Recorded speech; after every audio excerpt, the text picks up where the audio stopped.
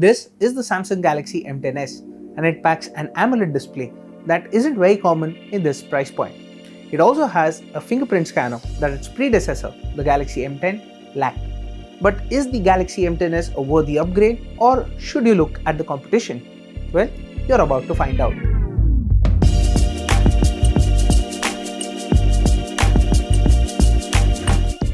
The Galaxy M10s retains the same design as the Galaxy M10 and is relatively light at 169 grams.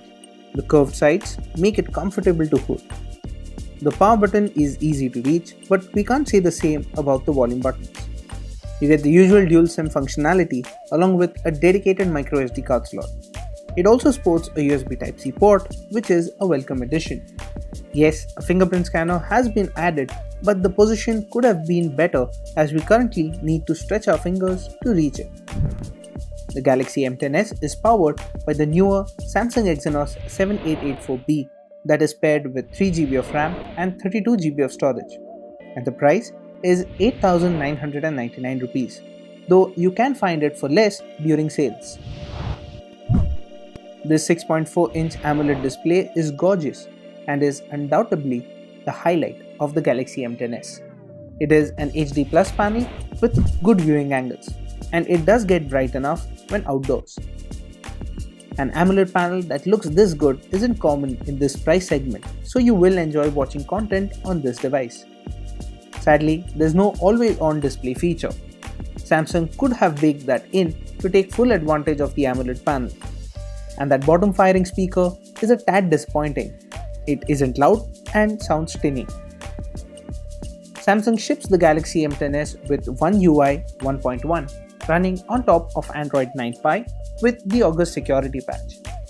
There are quite a few bloatware apps pre-installed and some can get really spammy, so we'll recommend that you uninstall them right away.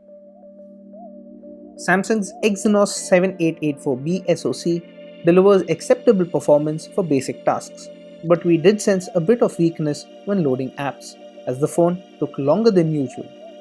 The 3GB of RAM should be enough for average users, but not ideal for a heavy user.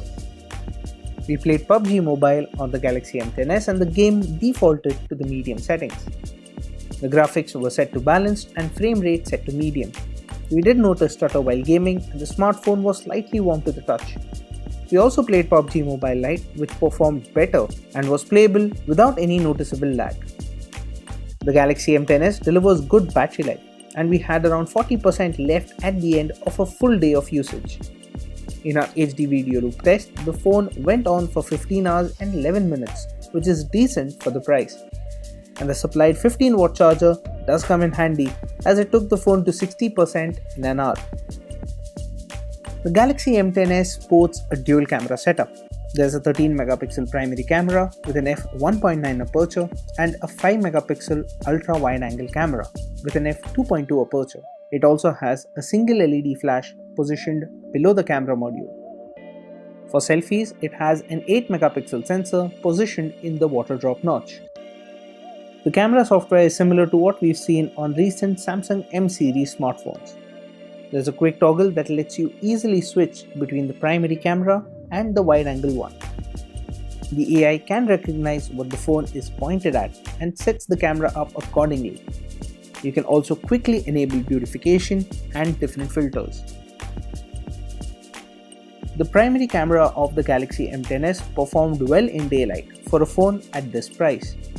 For daylight shots, the dynamic range wasn't great and the colors appeared a little dull. Landscape shots taken in the day looked good, but it failed to capture minute details. We could also see grain on zooming in. The wide-angle camera does help capture a wide field of view, but we noticed a loss in quality. Shots also had distortion, which warps everything at the edges.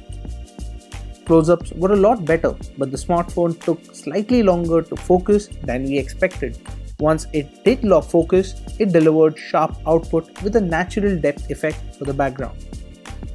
Low-light camera performance was below average as the phone takes time to meter scenes and lock focus. Photos lacked detail and big grains were visible on zooming in. Portraits taken in daylight had good edge detection, and the Galaxy M10s lets you select the level of blur before taking the shot.